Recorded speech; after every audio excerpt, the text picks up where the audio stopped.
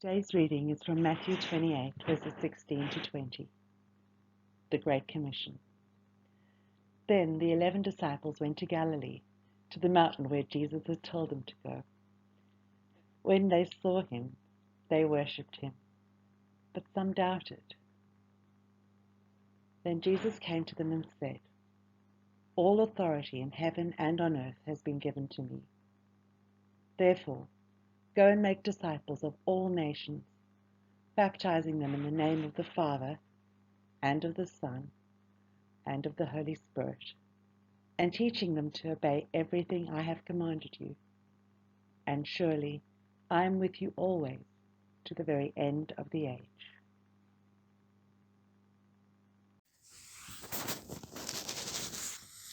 Good morning, colleagues. It's Reverend Tim Narraway, your friendly neighbourhood school chaplain, just with this morning's staff devotional. Today and this week, we look at the idea of discipleship, one of the key doctrines of the Christian faith. And discipleship is all about following Jesus. And many different people over the centuries who found different ways of following Jesus and have emphasized one way or another. I think the key thing with discipleship is hearing God's voice and obeying it and doing the things which Jesus did. I remember one of the charismatic revival movement members who said, "When do we get to do the things that Jesus did?" And he was a very uneducated guy, John Wimber, but his passion and his heart were for the things of God, and a very clear call to do what Jesus did. And this is at the heart of discipleship, to walk the walk, to live the life, to love God with all your heart, soul, mind, strength, and action. I want to recommend to you a few books that can increase your understanding of discipleship, and one of them we're going to hear from today, and that is Dietrich Bonhoeffer, The Cost of Discipleship. Many of you may know the story of Dietrich Bonhoeffer, how he was born to an aristocratic German family, very much linked to the Kaiser, and a very successful theologian, fell out of favor with the Nazi regime, traveled the world, and was in America, decided to go back to be part of the German resistance movement against Hitler. He was able to work through the Abwehr, military intelligence, and became part of the plot with Admiral Canaris that unfortunately it didn't work, and was foiled, and he was executed shortly before the end of the war. But both his thesis and that of Dallas Willard, the other author I would refer you to, who wrote a book called The Great Omission, as opposed to The Great Commission, Dallas Willard, their premise is that discipleship is the missing key to the the strength and the vitality that we see lacking in the Christian faith nowadays. That we are not trained to follow Jesus by people who follow Jesus. We don't do those things, in a sort of apprentice style model that Jesus showed his disciples. And we might read about it, and the more we read about it and meditate on it, think about it, let it become part of us, the more we are able to submit ourselves in reverence to the Holy Spirit. Bonhoeffer talks about the idea of cheap grace as being the biggest issue facing the church in his day, that because God has done everything for us. There's a sense in which, like the Thessalonian church, they just sat down and went, well, God's done everything for us. We don't have to do anything. We can just sit here and wait for our heavenly reward. This was certainly not the case. So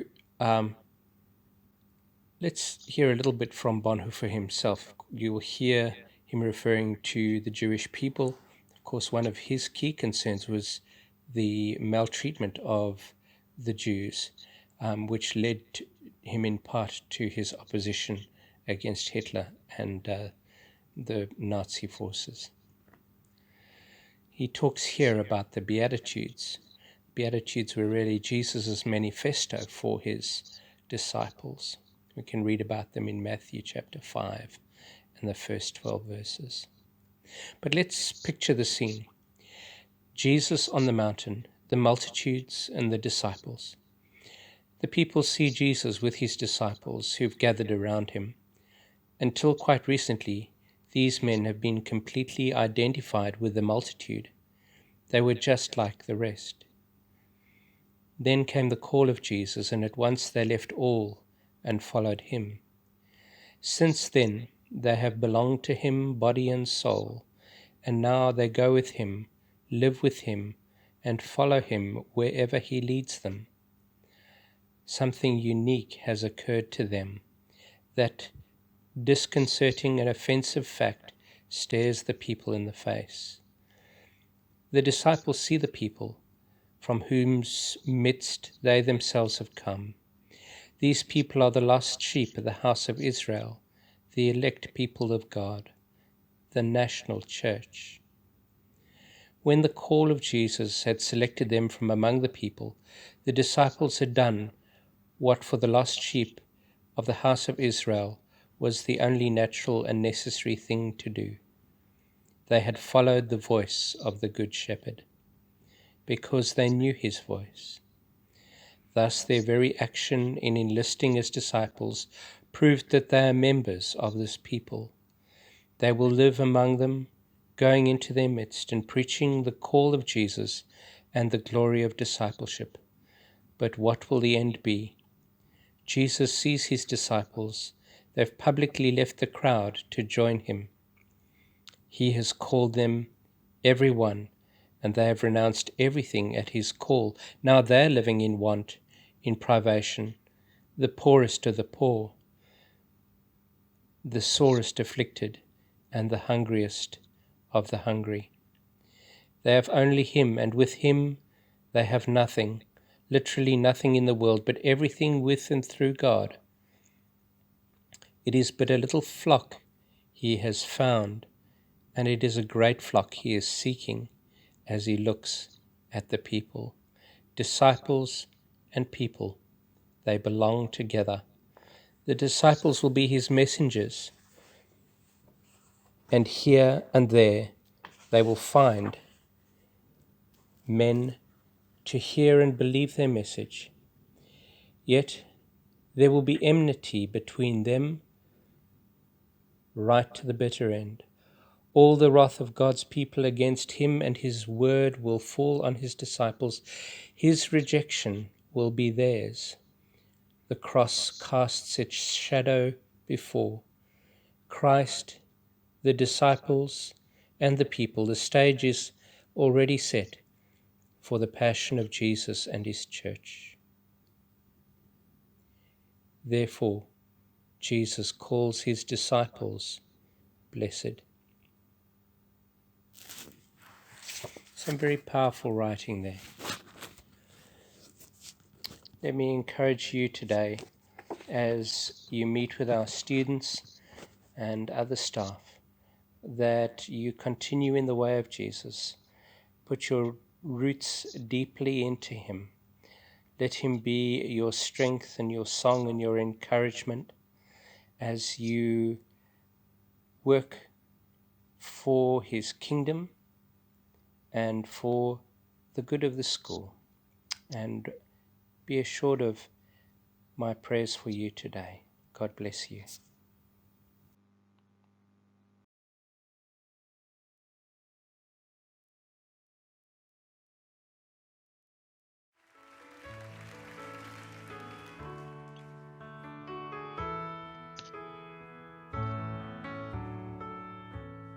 above all powers, above all kings, above all nature and all created things, above all wisdom and all the ways of man. You were here before the world began. Above all kingdoms, above all thrones, above all wonders the world has ever known, above all wealth and treasures of the earth, there's no way to measure what you're worth.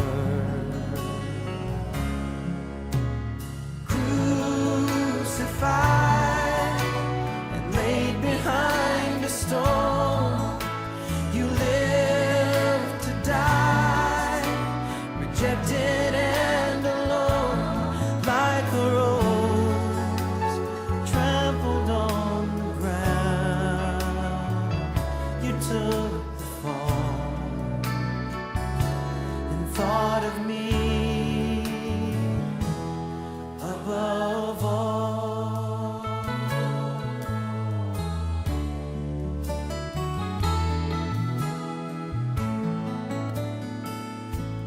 Above all powers, above all kings, above all nature and all created things, above all wisdom and all the ways of man.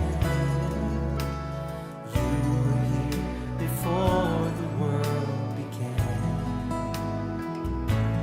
Above all kingdoms, above all thrones, above all wonders the world has ever known, above all wealth and treasures of the earth, there's no way to measure what you're worth.